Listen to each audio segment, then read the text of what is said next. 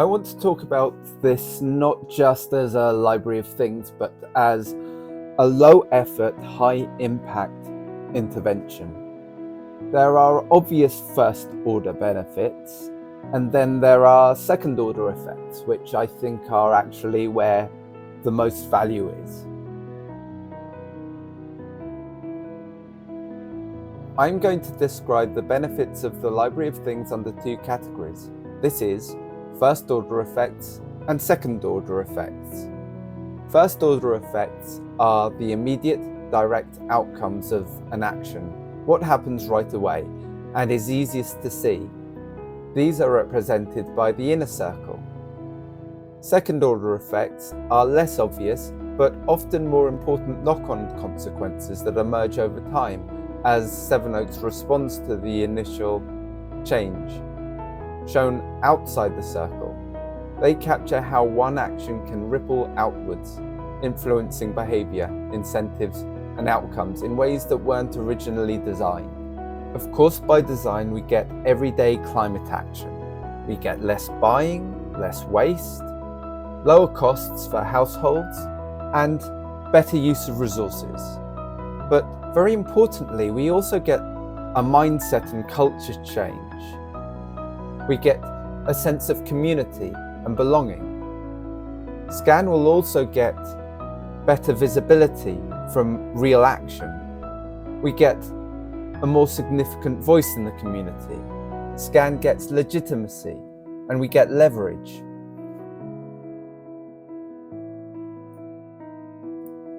So our first order effect is the obvious one. There's less buying, there's less waste. People borrow items they only need once or twice. There are fewer drills, ladders, trimmers sitting around being unused. There are less resources being extracted and less manufacturing. Secondly, lower costs for households themselves, especially helpful during cost of living pressures. People can fix, maintain, or improve their homes without buying tools. 3. Better use of existing resources. We already have most of what we need in the community. The problem isn't scarcity, it's coordination. 4. Practical, everyday climate action, not abstract carbon talk.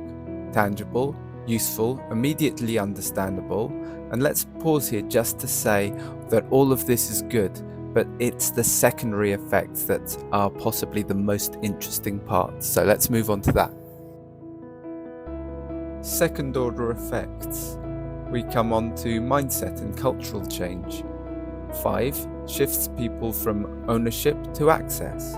People experience that not owning doesn't mean not having. This subtlety challenges consumers' norms without preaching. Once you've borrowed a drill once, buying one feels slightly odd.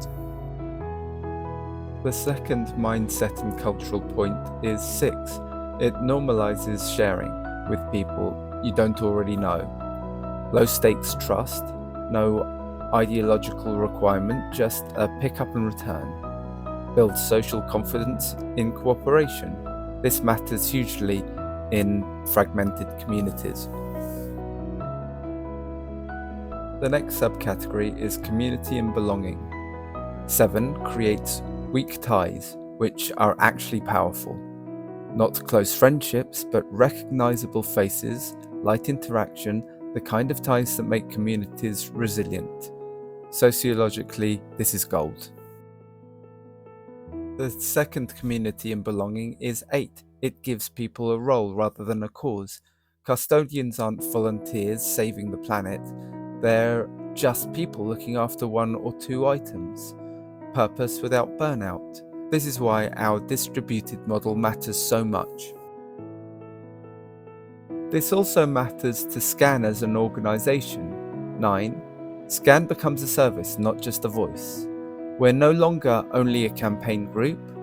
We're something people use that creates goodwill, trust, and recognition. It might be said that it is much easier to listen to a group that helps you fix a shelf. The final reason it might be useful to SCAN as an organisation is 10, legitimacy and leverage. When SCAN speaks, it speaks as a known, useful, constructive part of the community. That changes how councillors, local groups and residents respond. This is where the political impact quietly comes in, without becoming political.